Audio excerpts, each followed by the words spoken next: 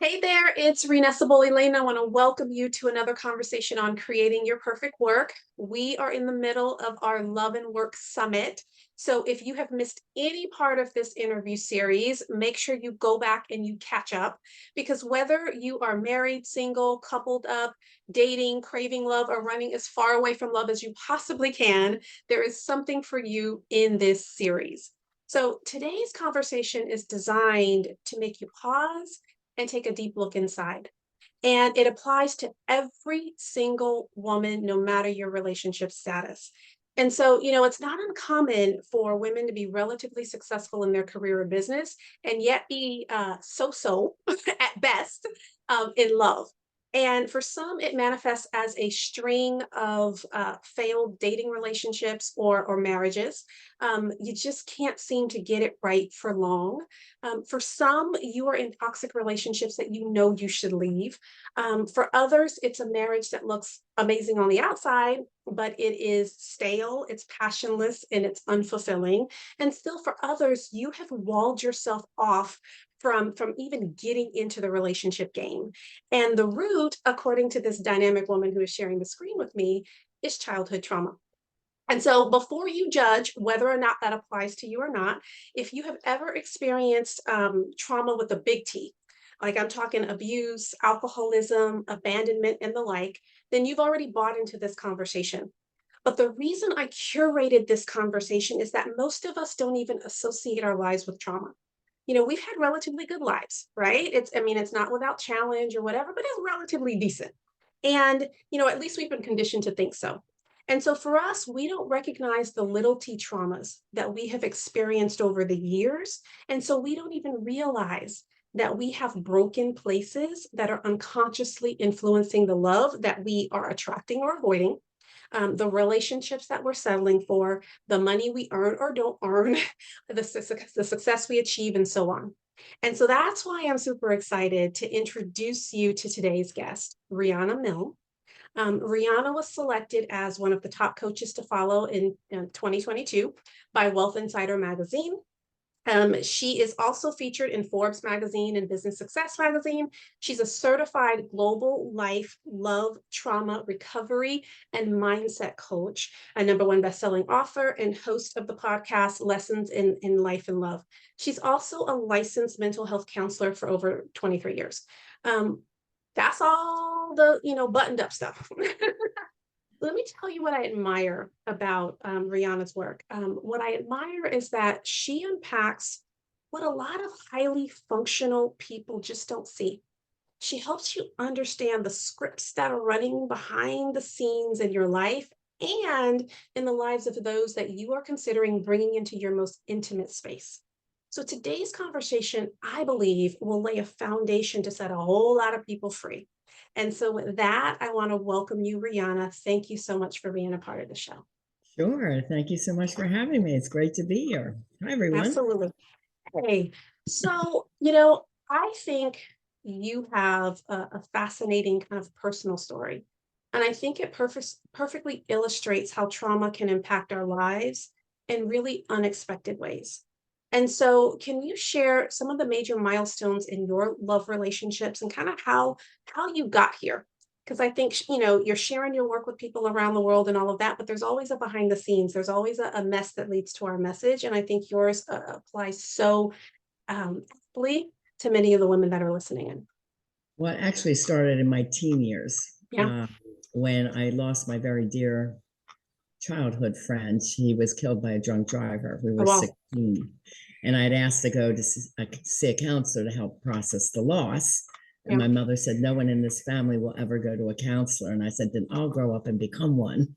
So that was my declaration to the world that I was going to be a helping professional, especially for kids.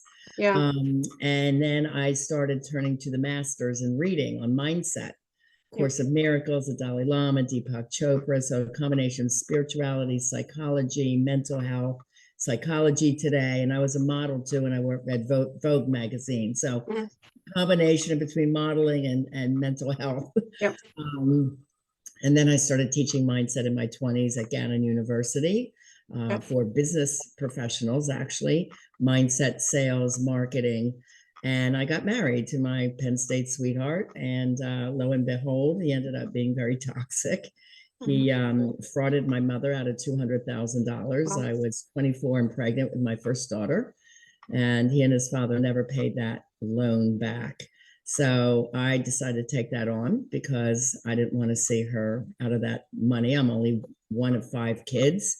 So somebody had to do it. So it wasn't that I had an easy life. At 26, we ended into a bankruptcy. And right after that, I divorced. So I was a single mom, 2 little girls, 200 grand in debt that I never got anything from, and a bankruptcy.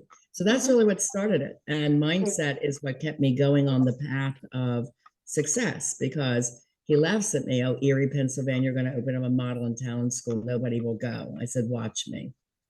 So in that part, within 6 months, my school won educational excellence for the International Model and Talent School. And then a year later, I won School of the Year. So I had 24 in my classes with a waiting list. Started with 4, within 1 year, went to 24. So I had learned early on, you can create a business with what my father taught me, a lesson of the 8 Ds of success. So mindset has always taught me to be successful, but it wasn't that I had an easy life. So I taught my girls mindset since they were young. They're both very successful entrepreneurs today.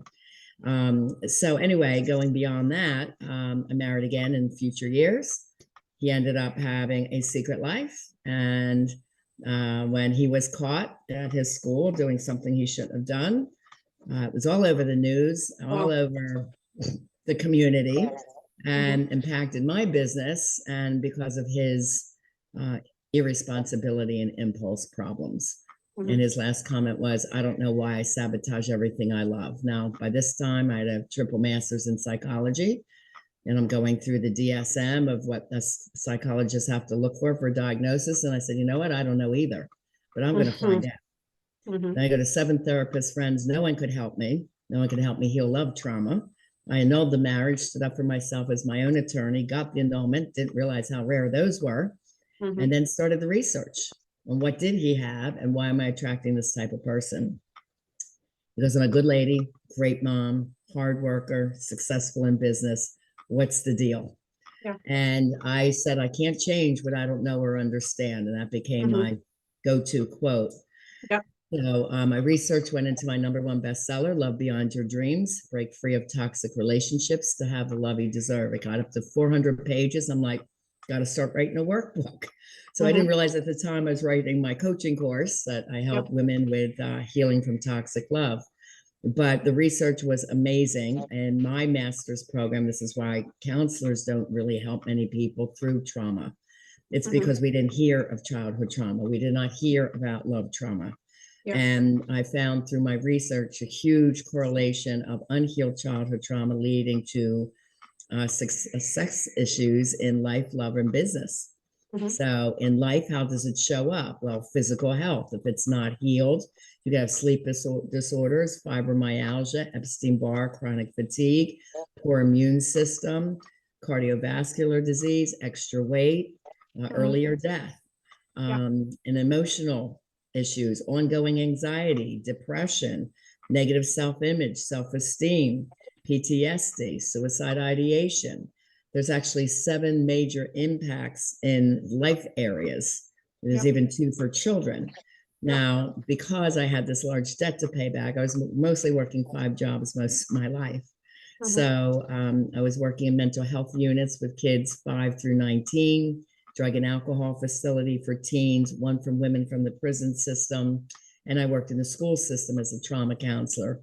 And I ended up in schools at every grade level, kindergarten all the way through college. And that's when I found the huge correlations there, that no matter the age, the race, the culture, the background, the income level, the same top 10 childhood traumas kept coming up. And that's when I developed my childhood trauma checklist, which is an assessment tool that I use still today, came out in 2012. And it's easy for my clients to look back in their childhood and say, yes, I did experience these. And it is the little T traumas that I describe in my ebook about these ongoing emotional events that happen that then become normalized and part of our behavioral patterns that don't serve us when we Yeah. go into relationships. Yeah. Yeah. You know, it's interesting. You assert that 100% of people have experienced some kind of trauma in their life. And I Yes, think that research came out in 2021. yeah.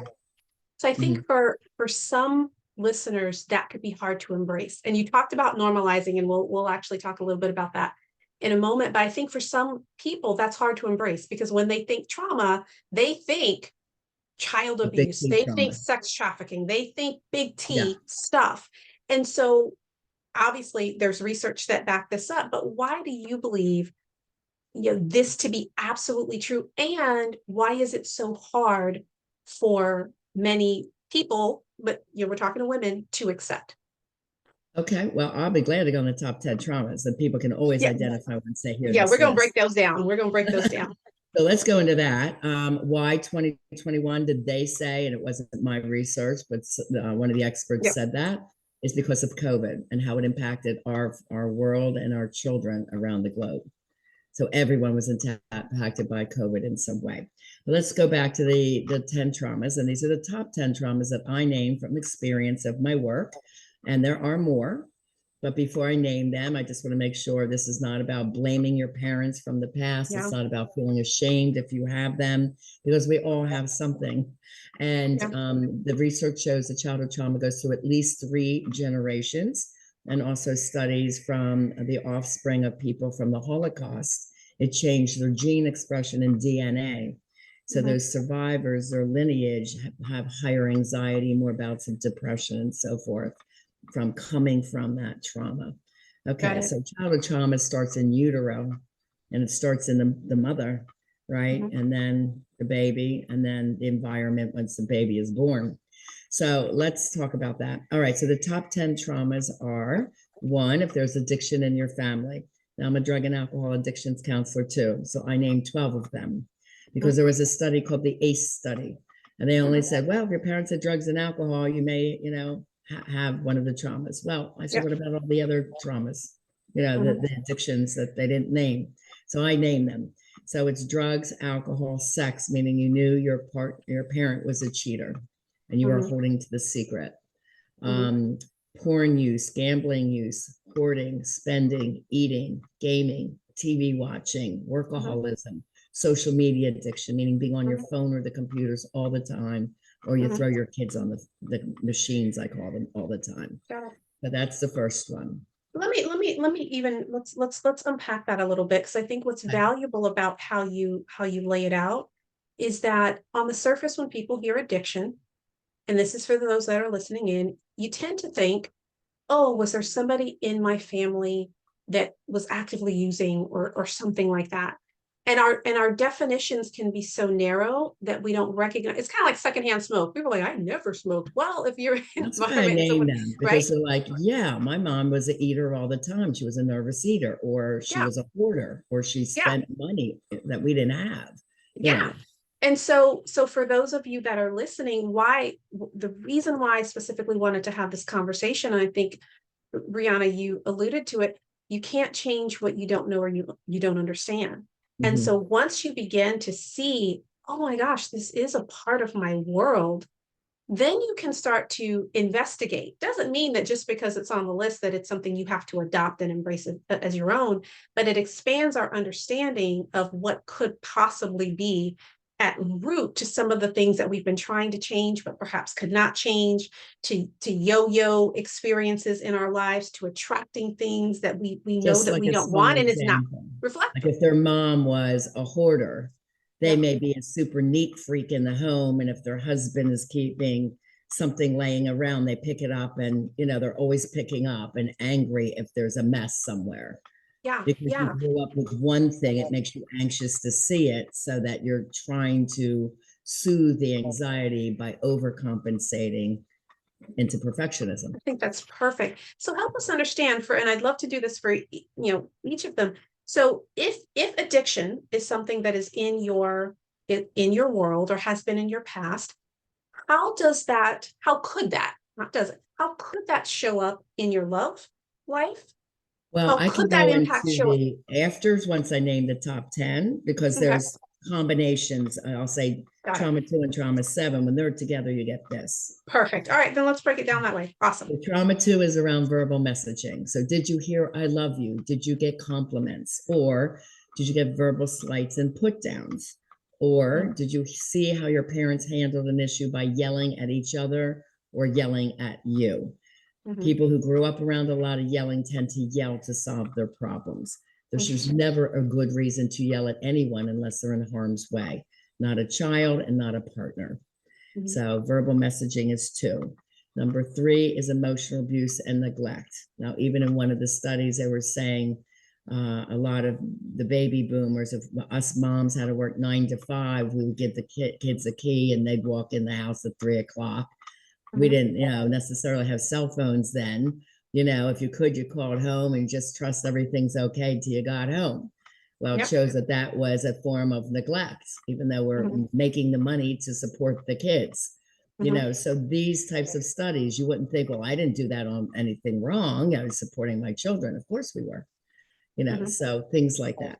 Okay. The mhm, next one, number 4, is any physical abuse, any hitting. Um, Rape, molestation. Again, these are inside or outside of the home, their childhood experiences anywhere. Okay.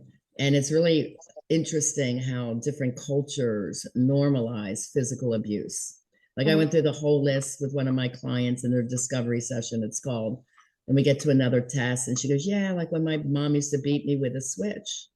And I used to work in South Jersey in elementary school, and a lot of the kids had to go pick the branch off the tree Mhm, that they were going to be hit by. mhm, And I mhm. said, why didn't you name physical abuse? Like, oh, well, all the kids were hit that way.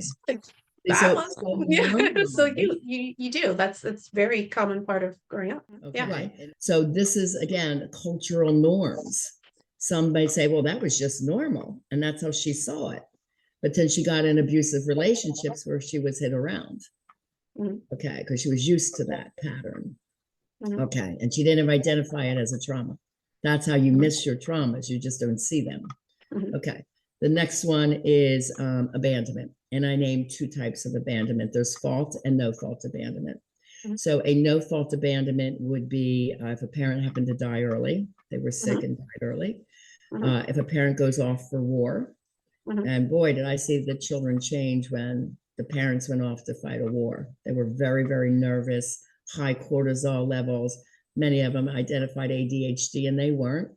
I said they have trauma response. Their dad is over in Iraq or Afghanistan and they're afraid they won't come home. These kinds of things. mhm, My dad traveled for a living. I remember saying, when's daddy coming home? I didn't look at that as a trauma. That was just normal. mhm, But he wasn't around. And my mom said, well, I don't know where he is. And we mhm, didn't know because we was FBI, CIA. So my mhm, dad was James Bond. And meanwhile, the family's like, where is he? mhm, Okay. So that was just so normalized.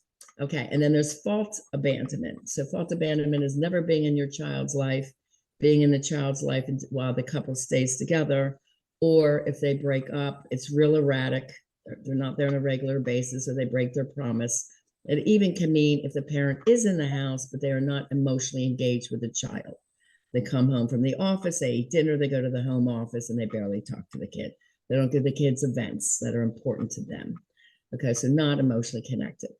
The next one, trauma 6, is if you're part of the foster care system, part of adopted, or had to go live in someone else's house because your parents couldn't afford for you to be in their home.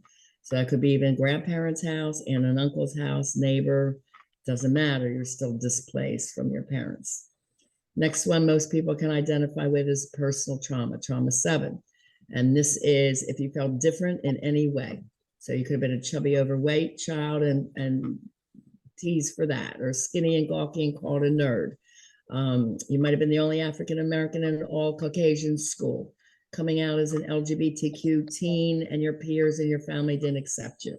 It could be so many different reasons, and everyone's like, oh, yeah, I remember when, I was teased in middle school. It was horrible to be bullied.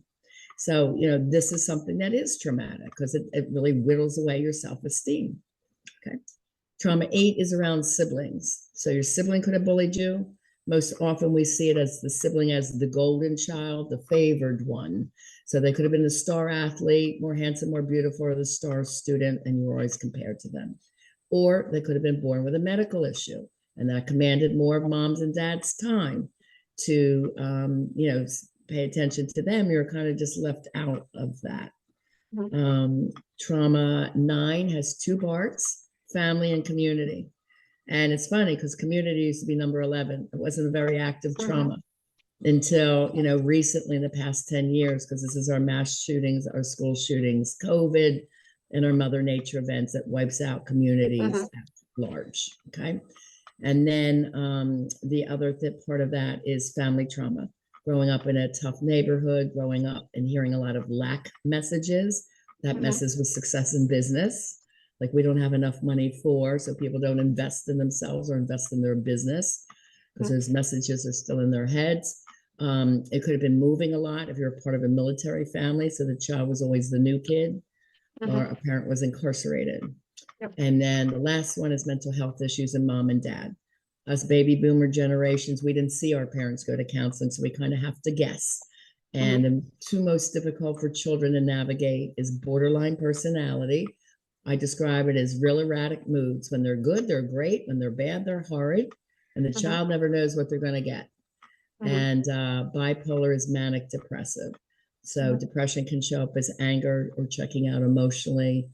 And, so that's the top 10. Again, there's more. So how many could you identify with, listeners? Usually the average is about 4 to 5. Yeah, I what I really appreciate about the list is the nuance that's there. And again, folks, the reason why I wanted to have this conversation is because oftentimes we are completely unconscious to why we do what we do. And oftentimes we think we're just making, the most logical decision and so on. And oftentimes those decisions are running from a program. So for instance, one of the pieces that kind of stuck out here when Rihanna talked about family trauma and, growing up in poverty, and there's different degrees of poverty, right? Yeah. There's abject. And for those of us that are in the States, many folks are not necessarily in abject poverty, even, by our standards, it's far worse. But those messages of Black. And so on my space, I'm in the kind of the career, figure out where you belong in the marketplace space. And it's amazing how many conversations you can have with women, educated, master's degrees, the whole 9. But when it comes to investing in themselves, for something outside of the college degree or something that the company's not paying for, it is a foreign concept. Yeah. Right. And there's all kinds of pieces that could be at play here, but we don't even think about, where does this come from? Right. Yeah, where does that come from? And so pay attention to some of these pieces and even kind of circle out the pieces that land with you. Because as we go through the rest of the summit, even strategies that people give you, and it's a simple strategy. It's like, why can I not implement this? There's a root there. This is what we call being stuck in the dark side of fear-based negative thinking. And the research shows 8 out of 10 people have 8 out of 10 negative fear-based thoughts. We switch that around. We overwrite the subconscious norms, and we then are fully consciously aware. And we live in what we call the light side. This is where you say yes to opportunities. And, like COVID, how many people responded to like, oh my God, this is a catastrophe. I might lose my job. I'm gonna lose money. This is horrible, blah, blah, blah, blah. I'm like, oh, wow, 30 days, I got to stay inside. I can do a new project. I can finish my book. Yep. So we go right away. Same circumstances as the facts. Same circumstances, completely different meaning. Exactly. What can I do? Which is the positive, living in the light. And that's how we train our brains to think. Yeah. And it's a really wonderful, positive way to so help us understand now, Ben, how some of this translates to how women show up in their love and how it manifests even in business. Because I think they're career in business, because there's folks here that are in career and in business. And so there's parallels to that. So kind of break that down so that we can make some connections there. Let's go into love. Some of the things that show up in toxic love. So let's talk about jealousy and control. That's a combination of trauma 7, not feeling good enough, and trauma 2, the verbal messaging of you're no good. Mhm. You know, you hear parents say, you'll amount to no good. Well, guess what? The kids grow up to amount to no good. Messaging is really important as far as what you tell your kids. People pleasing, I see in a lot of my women. So if you have that difficult, yelling, alcoholic father, just an example, it could be any kind of situation. Yep. And if you were extra nice to him, you know, maybe wouldn't yell at you, or maybe wouldn't punish you so severely next time. So you got love by overdoing and over pleasing that difficult parent. Those are the women that come to me and say, Riana, I lost myself. I do everything for my husband, my kids. I'm working hard to contribute. I have nothing for me. I have no energy. You know, no one appreciates me, and they completely lost who they are. Yep. And that's the people pleaser. Very often there's unrealistic expectations. Well, my guy should be doing this, this, and this. They expect this perfect human being. Well, humans aren't perfect. And sometimes it's a fairy tale wishing if they didn't see a normalized relationship. So they accept they don't accept someone because it's so, you know, not their ideal wish list, right? Yeah. Okay. Another one is, I said people pleasing. Okay, RRS, relationship repetition syndrome, codependency, and love addiction. These are all results of having some abandonment in your life. So RRS, relationship repetition, means consciously you're saying, I know this guy's no good for me. I have to break up. So let's say you finally break up, but 7 to 10 days later, you miss them and you start rationalizing in your brain. So like, oh, we can make it work, or he's sorry. And this might be the 3rd time you take him back, or the 4th time. The research shows these toxic relationships break up and get back together 7 times. So what is it? It's the longing for the love. We call it the breadcrumbs of love, because you did not get enough love as a child. So it could have been a no fault abandonment, where your parents had to work to support the families. They were gone from the moment you went to school. You had to go to after school care. You had to walk home. They came home, eat, you had to go to bed. Like you barely saw your parents. If there was not enough bonding, as soon as somebody's love bombing you, giving you some attention, like ding, ding, ding, ding, this is what I want. This is what I need. This is a perfect partner. Well, I also teach them about the 36 red flags of what could be a sociopath, narcissistic person that love bombs you. Too many texts, too many phone calls, too needy, asking you times when you're going to be home, purposely making you late for a meeting, you know, by wanting to make love in the morning. And he knew you had to be there at 8 o'clock and he makes you late, you know, closes the door and he laughs behind your back. It's a power move. So, I mean, you have to really know what is going on. Sociopathy. Sociopathy is someone that has 8, 9, or 10 traumas with severity levels. I judge them from 1 to 10. So if the severity levels are 9 and 10, this is what my ex had. No apologies. They never apologize. They always blame. It's everyone else's fault. Running away from the problem. He ran out of town. I was left to pick up the mess, which I did very quickly of my own life that I didn't cause. But I'm not there to blame. I'm there mindset. Let's go. Survival mode. Let's keep going, you know, and that's just what I did. But this is what a sociopath does. They use another for pleasure, profit, or lifestyle advancement. And if they get caught or messed up, there's no apology. That's a sociopath. Okay. And then there's the narcissist that only puts themselves first and does not care about the other person, the child, whatever. And that might be someone like, you know, they sees a shiny red sports car. Yes, I want that for me. We may not have the money, but she'll deal with it. I'm just going to buy it. That's impulse. So I have another scale that I rate what's going on in your life. And if you're high in impulse, that tends to be the one that breaks up couples the most, because it's most toxic. It's usually a sign that you're with a narcissist.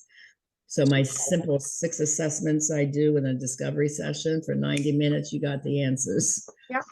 And so I want to pause, because what's helpful as you're listening in, it's really easy for us to, because I'm sure there are folks who are listening and it's like, that's my, you know, that's so and so, you know, that's such and such. Oh, he's that so and so. My husband's got this, or my, you know, got a boyfriend, or you know, whatever. And that's it's awesome to be aware for the other. I think what's really important for this conversation, judgment aside, blame aside, feeling bad aside, no. This is really about empowerment. Because Mhm. when you stop to think, wow, how am I showing up first and foremost? Because Right. if I can, because oftentimes things come our way, whether they're in a relationship or otherwise, and it's not our fault, but it is our responsibility. It's Yes, my it's our responsibility to responsibility. make whatever shift needs to happen in my love life and my work life or whatever. So even as she's talking about people pleasing and how that manifests in the love relationship, it manifests in lots of ways, especially for women in the marketplace. Well, This the desire boundaries to, are so stretched exactly, everywhere. Yeah. exactly. And so when women are like, oh, I'm burned out, I'm overwhelmed, I'm, work-life balance, don't have it, blah, blah, blah. Oftentimes we That's what have people think. the initial conversation, and this was not the language that I necessarily use. So this is incredibly helpful, in conversations with my clients. But oftentimes the first question I'll ask them is, okay, what boundaries are you setting? Because if the market's always going to overload you, if, hey, Cheryl will do it, we're going to keep giving it to Cheryl's, and so Cheryl is sitting here complaining about how unfair it is, but Cheryl has never had a conversation to say, this is okay, this is Well, not the okay, so thing on. is, yeah, us women did not learn empowered communication. Mhm. And we were taught to be the nice little girls, please everybody. This is what we do. We were Mhm. socialized, especially again, baby boomers. I think my daughters I raised to be more empowered. They're Yep. 39 and 40 today, and they are raising empowered grandchildren for me. So they have to learn that they can have whatever they dream to do. And Mhm. anytime I have a client that's a parent, I make sure I teach mindset. Mindset I taught to my kids in elementary school. Mhm. I mean, here's an example. My daughter at 5 years old was sitting and watching the TV, and Feed the Children from Africa commercial came on. She goes, Mom, I'm going to go help those kids one day. And I said, that's a beautiful dream, babe. I believe you will do that. What a Mhm. great goal to have. At Yep. 20 years old, she started putting water wells in Tanzania, Africa. She now has 21 of them. Mhm. Why? Because she had a dream. I believed in it, made her believe in it. The 8 Ds for Yep. success, they were taught their whole life. So it's up to us women to empower ourselves and then our children, no matter what is Absolutely. going on in the relationship, and to notice if it's toxic. And the research shows you are better off raising your children as an empowered one parent household than one that has a lot of toxic yelling and screaming. Because a lot of women say, well, I'm staying for the kids, but you're Mhm. not doing your kids any favor if they're coming into school traumatized because mom and dad are yelling every night and they can't Mhm. sleep. Yep. So, I'm seeing this firsthand in the kids, and then I'm seeing empowered moms figuring it out and teaching their kids psychology and mindset work. Mhm. And that's what I was teaching in my 20s and Yep. teaching my kids. So, it's amazing to see the success that they can have when they believe in themselves. So it's up Absolutely. to us to change the patterns. Absolutely. And Yeah. and and the other reason why this conversation is so important is because this is stuff women don't talk about, especially in the professional ranks. In our judgment, we can expect toxicity and all of those kinds of things in certain elements of our society. Oh, that doesn't surprise me, so to speak. What we're talking about happens with somebody who's making $200,000 a year, happens with somebody who graduated Penn State, Hmm. in your case, Stanford. Like, this happens. And so this conversation is so important because my hope is that it gives validation to things that you might just feel aren't right, may not have the vocabulary, might not even like, is there a problem here? Like, we have a way of trying to sugarcoat Yeah. or whatever. And so it starts with beginning to ask different questions. And It's then understanding. once you have some awareness and some understanding, then you can do whatever the work is internally for you Hmm. first, externally and otherwise, to be able to create really, really healthy, loving, amazing relationships and parlay that into careers and businesses that thrill you as well. And so I cannot stress it enough, the level of self-exploration and how So important it is. So I appreciate talk that. about how does it show up in business? Because I Yeah. didn't think I forgot your question. Yeah. Many women, a lot of my clients are very successful in business, but then struggle in love and can't figure out why. It's like, I got this right. I got my business right. My business is booming, but I got this wrong boyfriend and that one in the toxic marriage. What am I doing wrong? And I get it because I was there the same way, right? I could always score in business, be focused no matter what he was doing. I could get myself out of it, move on and be successful. So what was it? Well, we have to look at what was growing up in your parents. So my mom was not a very loving person. She did not say the words, I love you. We got love and we worked and we excelled. Some people find love from their teachers. You know, that when they work hard and they're a good student, they get that love and validation from that teacher that they don't get at home. Even if they get A's in their report card, they're not saying, great job, I'm proud of you. Yeah. You know, so the teacher's like, you worked hard in my class, you know, I have a bonus for you. You know, so you get this kind of loving validation. So a lot of women had learned, well, at least I'm happy at school. So they learn success feels good. So they get that part right because they're used to working hard, getting the validation there. You know, maybe, you know, a lot of us grew up with the boys were treasured more in the house than the girls. So we got that by being smart. Yeah. And then, you know, we're successful in business, but then the love part was never taught to us. How did we learn love?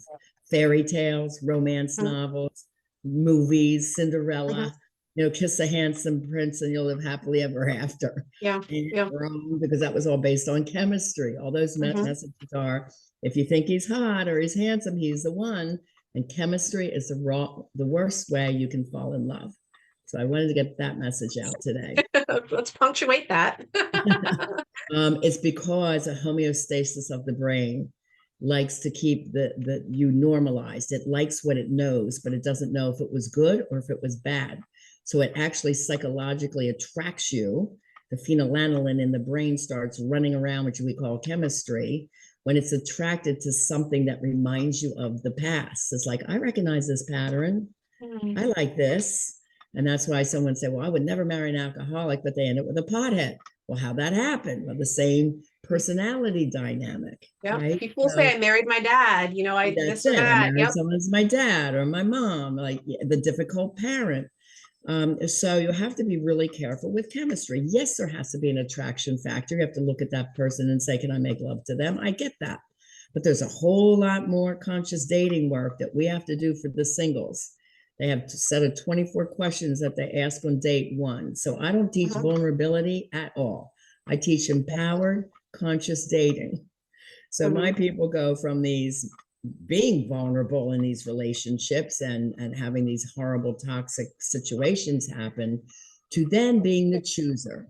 They date a lot of people. They know what they're looking for. They know by date one or two who's a good emotionally healthy person or not and why. And then they eventually choose again. And the partners they're choosing are excellent. Like, you know, they're really, one lives in a beautiful mansion in the Carolinas, another one married a top attorney who's on ABC all the time. They're traveling the world. And she was my first client in Delray. And, you know, she came in, I want to get married to this guy. I've been with 7 years. I want to be engaged. I said, I'll get an engagement ring, but girl, you don't want to marry this one. This guy's really toxic. Gambler, using cocaine, smoking pot, alcoholic. I'm like, you don't want someone like this raising your kids. Well, I don't want to start over. I'm getting old. She was 32. I said, well, then I said, let's get you going on healing your trauma, which was her abusive father. Because she's used to getting breadcrumbs for love, and this abusive boyfriend was the same as the father. Let's heal that, and you'll see which way you want to go. So she did break the engagement and went on to marry the right guy. So, you know, there is light at the end of this tunnel. I don't want it to sound like there's gloom and doom. You can meet, you know, that emotionally healthy person that you deserve. And the first part starts by healing the trauma, then creating the life you desire. What do you desire? Not your husband, not the kids, not everyone else that told you you can't, you won't.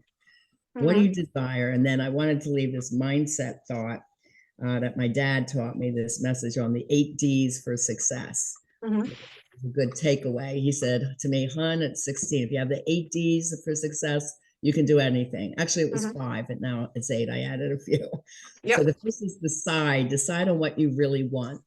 Mhm. Okay. And decide and go all in.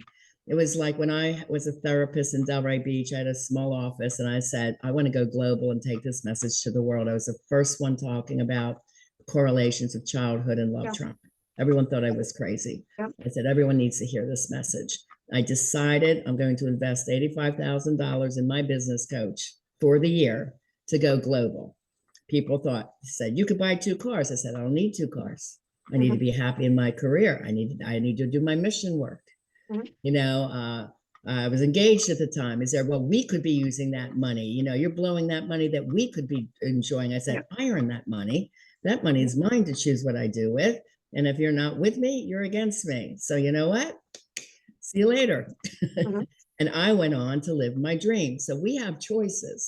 All women have choices. What is it they desire to do? And you've got to want it more than anything. So it's decide first. Desire it more than anything is 2. Determination. You have to be Mhm. determined, go to the classes, don't miss anything, do the work. Dedication is doing the work, even when it's not Yep. easy. Yep. Devotion is the spiritual faith. You can complete whatever it is you dream to do or be. Mhm. Dare to dream, and he's there, baby, dream big. So Mhm. that was always a big one. Dream big, don't play small. We call it live large. Yep. Uh, drive is when things get tough, when you're tired.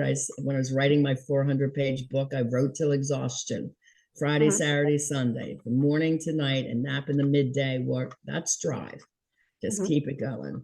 And Yep. discipline, the Mhm. discipline to finish, right? My Mhm. goal with love was to finish before I moved to Florida. And I sent it in. It's like, oh, I didn't get my book done before I moved. It was 6 months from thinking about it on the beach in New Jersey. And I show up at my townhome in Florida, and there's the book leaning against the door. I picked it up, I danced around. It's like, I There did you it. go. My You six-month did it. goal. So we use a goal setting system that keeps us really focused, driven, determined to reach our goals and dreams. So we accomplish so much with Yep. that system, which is part of the mindset system. Yep. Yep. So we keep going and living in the light. And when you have that way of being, it really feels great because you just feel like you're accomplishing so much in life. Yep. The 8 D's, and the last D is for daddy. And that's some good. Discipline for daddy. He's number 9. Yeah.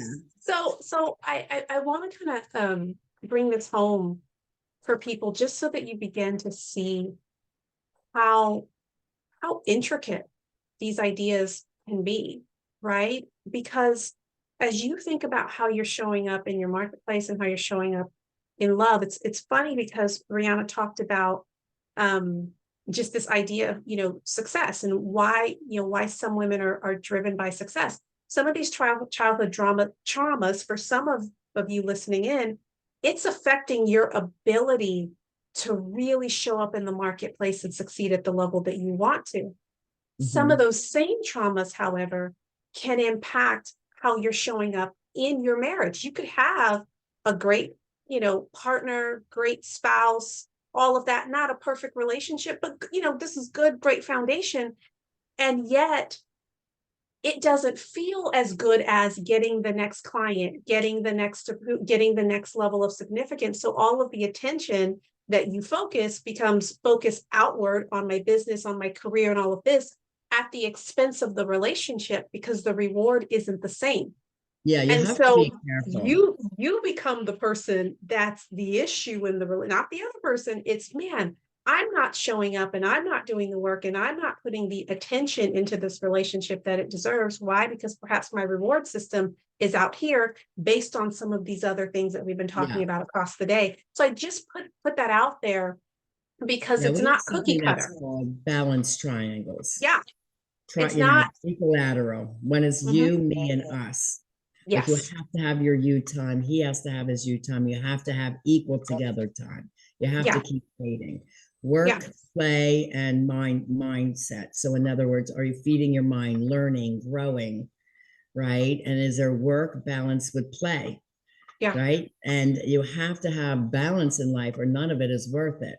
Too Yeah. many people just have the work and then become workaholic because they are so used to getting their accolades, and we all need to have egos fed. That's okay. That's healthy, especially Yep. children, Yeah. right? So if that's how you felt it by excelling in school, then it went over to excelling in business. Yeah. Now you have to remember the reward system and parenting yourself and say, I'm proud of you. You've done really Yeah. great. You know, you Yeah. ended up in Forbes. That's really great. You know, Yeah. you have to like give yourself your own cheerleading, you know, if Yeah. nobody else Yeah. is doing it for you. But then you have to say, okay, now I am choosing this time period to really go out and date or really focus on the relationship and make sure we rebuild it. What I do with my couples is I have them plan a vacation.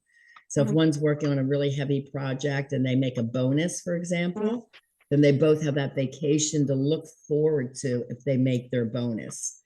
So Yep. together, like there's support there and they're cheering Yeah. each other on and they Yeah. take the reward. You have to take the time for play, for the reward, or the work is not worth it. It's Absolutely. worth it. So, Yeah. so my hope is that this just scratched the surface for you. Like it just kind of created this itch and this breaking open that says, man, there's more here. Perhaps there's more for me to explore. Because we're so good with tell me the next thing to do, tell me the next strategy, tell me the next. When in actuality, some of the richest work is some of this inside work. And so, with that being said, there's an opportunity for you to stay connected to Rihanna, to hop into her ecosystem. She's got great content. She's got obviously years of experience and expertise and all of that. And so, as always, she's offering a free gift to our listeners as an opportunity for A, you to have more value from her, but B, for you to be connected to her ecosystem as well. And so there's a link here. I'll have her describe what she's offering in a moment. And there's a link right next to this video. Make sure you click it, enter your name, your email address, and all of that, and stay connected. There's brilliant work happening. And the whole goal here is really to help you create lasting love and also be the most amazing woman in the marketplace that you can possibly be. So share with folks what you got for them, and then we'll wrap it up. Sure. Yeah, the best place to go to find my stuff is Mhm. riannamilne.com. That's my website. On the Mhm. homepage, there's a free ebook. There's a way to get in touch with me and do that discovery session where we dive deep into your concerns, and that's on a super promotional rate right now. My podcast is called Lessons in Life and Love. My books are Love Beyond Your Dreams and Live Beyond Your Dreams. One's about mindset, one's about emotionally healthy, loving relationships. They're meant to go together because you can't have one without the other. So Yep. you can, those are great. You can get free chapter downloads on my website. Take the 4 free love tests. One is a childhood trauma checklist. So that's all at riannamilne.com. And the 2 free ebooks for you is one on what's emotionally healthy love and what is toxic love. So they're great gifts. Make sure you download them and enjoy them. If I can help you, please reach out. And I just want to encourage you, now is the time to create the Yes. life you desire and have the life Yes. you deserve, don't we? Yes. Yes. Yes. Thank you so much for your time. So appreciate you. Thanks everybody for listening in. I hope that you have been blessed, encouraged, challenged, all of that good stuff. And so with that said, we'll see you guys on the other side. Bye-bye. Bye.